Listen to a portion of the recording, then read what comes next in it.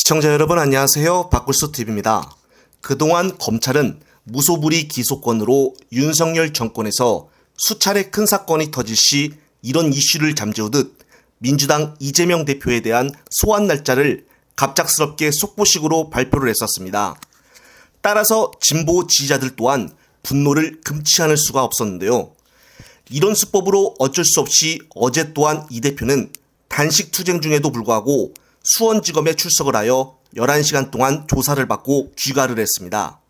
이 대표는 검찰이 나머지 조사를 위해 이달 12일 2차 소환 통보를 한 것에 대해서는 제가 무슨 힘이 있냐, 검찰이 오라면 오고 가라면 가고 할 수밖에 없는 패자 아니겠냐며 오늘 조사를 다 하지 못했다고 다시 소환하겠다고 하니 날짜를 협의하여 5번째든 6번째든 나가겠다고 말했습니다.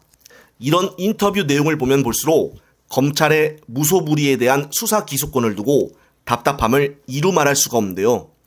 그 이유는 이 대표의 인터뷰 내용처럼 검찰의 기소권에 대한 현실적인 대응 방법이 없기 때문입니다. 하지만 박굴수TV에서는 곰곰이 생각을 해보면 그렇게만 보이지는 않습니다. 오히려 지금 답답한 것은 바로 검찰의 입장이 아닌가 싶습니다. 그것은 바로 이 대표의 불체포 특권 때문인데요. 보통 사람이 이런 식으로 소환 날짜를 2번 조율하지 않는다든가 아니면은 계속해서 검찰과 신경전을 벌인다든가 또는 조소 열람을 안 하고 간다든가 하면은 도주의 우려가 있는 것으로 간주를 하여 검찰이 보통 피의자 같으면은 긴급 체포를 하게 됩니다. 즉 긴급 체포를 하면은 48시간 내에 신병 처리 결정을 해야 됩니다. 구속영장 청구를 하든가 아니면은 풀어주든가 이런 식으로 보통 사람 같으면은 긴급 체포를 하게 됩니다. 하지만 이 대표는 긴급 체포를 할 수가 없습니다. 바로 국회의원이기 때문에 긴급 체포를 하려면은 체포 동의안을 또 국회에 제출해야 되고 국회에서 체포 동의안에 대해서 의결을 붙여 그것이 가결이 되어야만 긴급 체포를 할 수가 있는 것입니다. 또한 긴급 체포를 해서 만약에 48시간 내에 구속영장을 청구했다면은 구속영장에 대한 또 다른 체포동의안을 국회에 보내야 됩니다. 이건 역시 국회에서 체포동의안에 대해 표결을 붙여 통과가 될지 안 될지 알 수가 없는 상황입니다.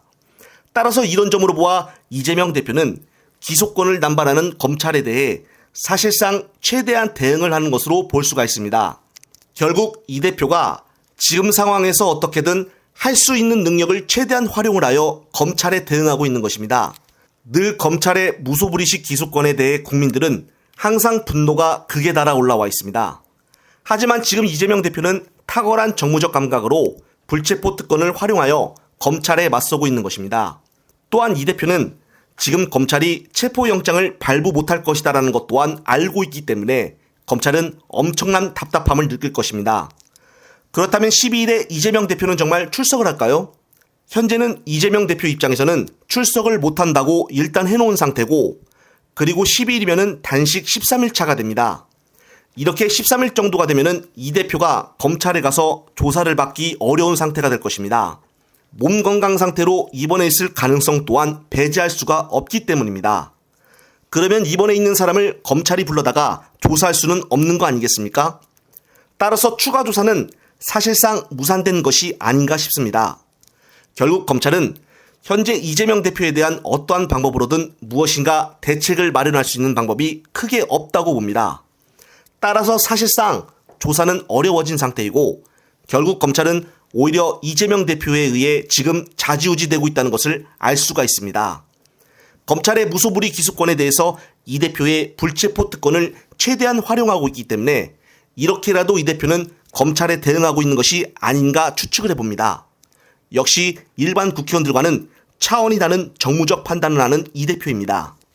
끝으로 이 대표의 단식 활동에 계속적으로 응원을 하며 또 다른 소식이 나오면 말씀드릴 것을 약속드리겠습니다. 시청자 여러분, 끝까지 시청해 주셔서 감사합니다.